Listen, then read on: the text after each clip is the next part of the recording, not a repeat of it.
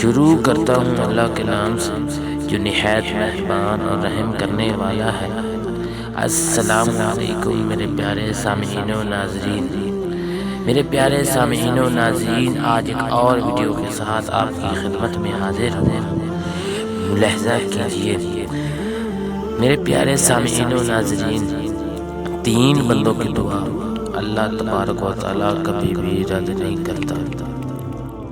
سیدنا ابو ہریرہ رضی اللہ تعالیٰ عنہ بیان کرتے ہیں کہ رسول اللہ صلی اللہ علیہ وآلہ وسلم نے فرمایا، 3 دعاؤں کی قبولیت میں کوئی شک نہیں۔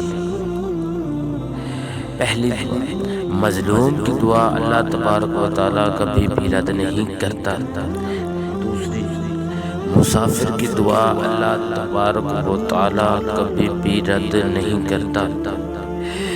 تیسری، والد کی اپنی اولاد کے حق میں دعا اللہ تبارک و تعالیٰ کبھی بھی رد نہیں کرتا۔